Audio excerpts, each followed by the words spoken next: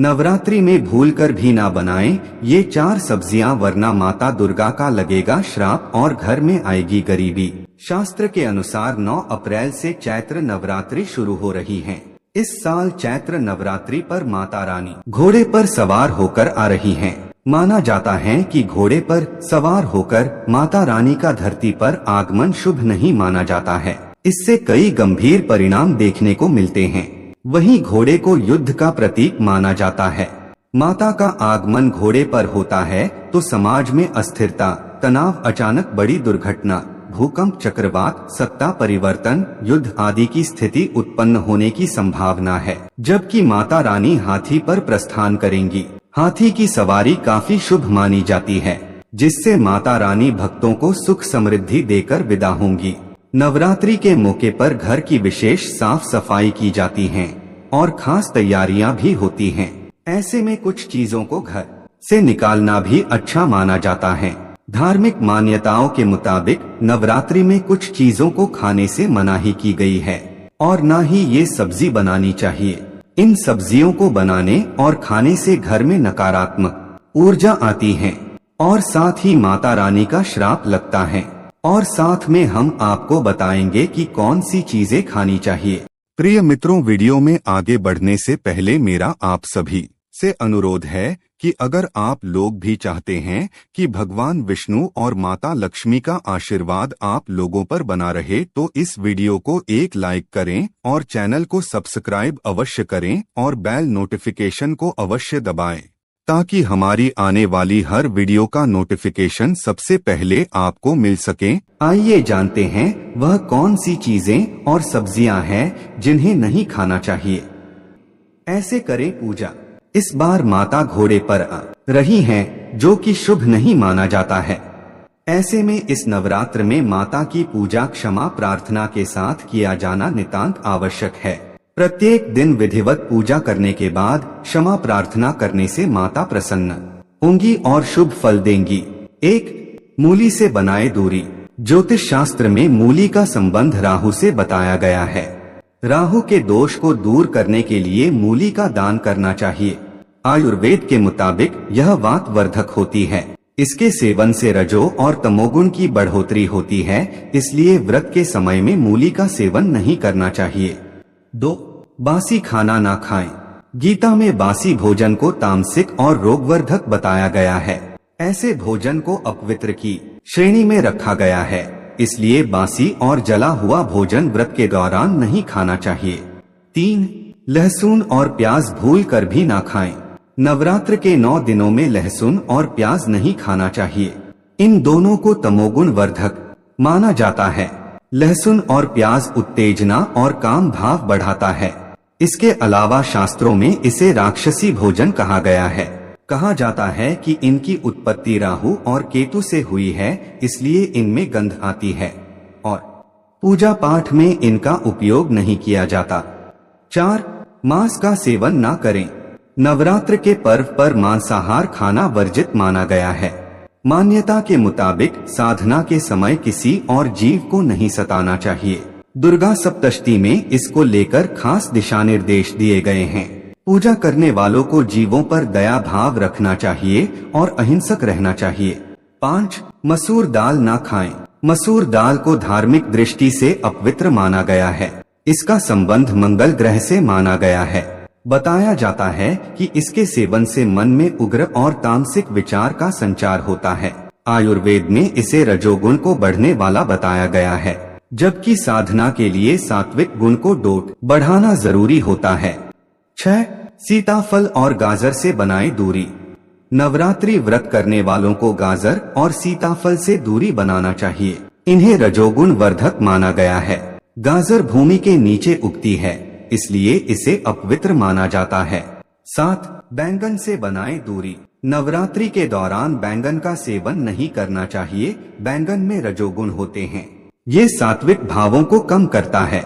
इसके अलावा इससे त्वचा रोग होने की भी संभावना होती है। बैंगन काम भाव को भी बढ़ाता है, इसीलिए बैंगन की सब्जी ना बनाएं। 8. सफेद नमक। भारतीय तीखा चटपटा भोजन पसंद करते हैं, वहीं इनके भोजन में नमक की मात्रा भी ज्यादा होती है।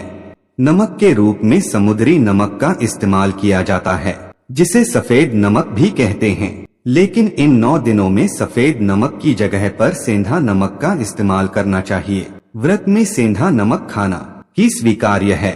वहीं इस नमक में सोडियम की मात्रा भी काफी कम होती है, तो हाई ब्लड प्रेशर वालों के लिए काफी फायदेमंद होता है। इसलिए नवरात्रि के 9 दिनों में उपवास के दौरान सेंधा नमक का ही सेवन करें। 9 मसाले भी हैं वर्जित। नवरात्रि के व्रत में कुछ मसालों से भी परहेज किया जाता है, जिसमें हल्दी और गरम मसाला शामिल हैं। वहीं जीरा के पाउडर भी नवरात्रि के दिनों में खाने से परहेज करना चाहिए। 10 अनाज। नवरात्रि के 9 दिनों में हो सके तो अनाज से दूरी बनाकर रखनी चाहिए। इनमें गेहूं, चावल, सूजी, बेसन, मक्के का आटा, रागी, बाजरे का आटा शामिल है। व्रत में तो इन सभी चीजों का सेवन सख्त वर्जित है। ऐसे में इन 9 दिनों में अनाज का सेवन नहीं करना चाहिए। आइए अब जानते हैं नवरात्रि में किन चीजों का सेवन करना चाहिए। 1 आलू। नवरात्र के दिनों में आलू अधिकतर लोग खाते ही हैं। आप आलू को उबालकर और इसमें सेंधा नमक मिलाकर खा सकते हैं। नवरात्र व्रत में आलू खाने से आपका पेट भरा हुआ रहता है। साथ ही आलू में कार्बोहाइड्रेट और प्रोटीन अधिक होता है। ऐसे में व्रत के दौरान आलू खाने से आपको एनर्जी भी मिलेगी, थकान और कमजोरी का एहसास बिल्कुल नहीं होगा। 2 शकरकंद। शकरकंद आलू का ही एक रूप होता है, लेकिन यह स्वाद में मीठा होता है। अगर आपने नवरात्र का व्रत ले रखा है तो आप अपनी फास्टिंग डाइट में शकरकंद को भी शामिल कर सकते हैं। शकरकंद खाने से vitamin C, vitamin B6, calcium और पोटेशियम मिलेगा। इससे आप में व्रत के बाद भी पूरे दिन एनर्जी बनी रहेगी। 3 अदरक। कई लोगों को सिर्फ अदरक वाली चाय पसंद होती है। ऐसे में अक्सर उनके मन में सवाल आता है कि नवरात्र व्रत में अदरक खा सकते हैं या नहीं। तो इसका जवाब है हाँ, आप नवरात्र व्रत के दौरान भी अदरक को चाय या सब्जी आदि में मिलाकर खा सकते हैं। 4 गाजर। गाजर को भी नवरात्र व्रत में खाया जा सकता है। आप व्रत में गाजर की सब्जी बनाकर या फिर सलाद के रूप में खा सकते हैं। गाजर पोषक तत्वों से भरपूर होता है। ऐसे में व्रत के दिनों में गाजर खाने से आपके शरीर में पोषक तत्वों की कमी नहीं होगी। 5 खीरा। खीरे में काफी अधिक मात्रा में पानी होता है। ऐसे में व्रत में खुद को हाइड्रेट रखने के लिए, पानी की कमी को दूर करने के लिए आप खीरे का सेवन कर सकते हैं। खीरे को आप सलाद के रूप में खा सकते हैं। इससे आपकी भूख भी शांत होगी और पानी की कमी भी नहीं होगी। 6 कच्चा केला और पपीता। नवरात्र व्रत में केला और पपीता फलों का सेवन तो आप कर ही सकते हैं, लेकिन आप कच्चे केले और कच्चे पपीते का सेवन भी व्रत में कर सकते हैं। नवरात्र व्रत में आप कच्चे केले और पपीते का सेवन सब्जी के रूप में कर सकते हैं। इससे आपको पर्याप्त एनर्जी मिलेगी। 7 डेयरी उत्पाद और सब्जियां। पाचक सब्जियों में सहजन और लौकी शामिल हैं। ये सब्जियां व्रत के दौरान खाने के लिए उपयुक्त होती हैं।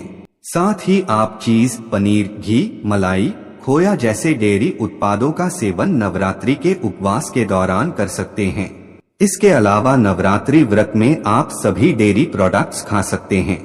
आप सुबह शाम दूध जरूर पिएं। इसके अलावा पनीर का सेवन करें। पनीर को हल्का रोस्ट करके खा सकते हैं, इससे एनर्जी बनी रहेगी। 8 कुट्टू का आटा।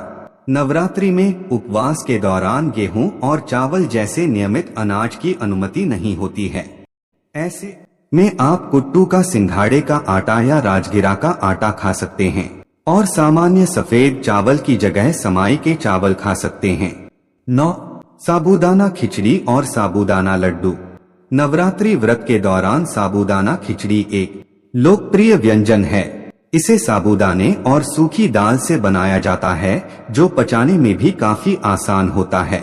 चावल, उड़द की दाल, मूंग दाल, बंगाल चना और चना दाल इस व्यंजन की मुख्य सामग्री हैं। यदि आप कुछ मीठा चाहते हैं लेकिन बहुत अधिक चीनी या मैदा से बने उत्पाद खाने का मन नहीं है, तो साबूदाना लड्डू एक और लोकप्रिय व्यंजन है जिसे आप नवरात्रि के उपवास के दौरान खा सकते हैं।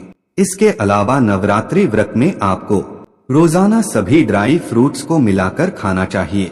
आप एक मुट्ठी मेवा रोज खाएं, इससे आपके शरीर में ताकत बनी रहेगी। आप रोजाना रोस्टेड मखाना भी खाएं।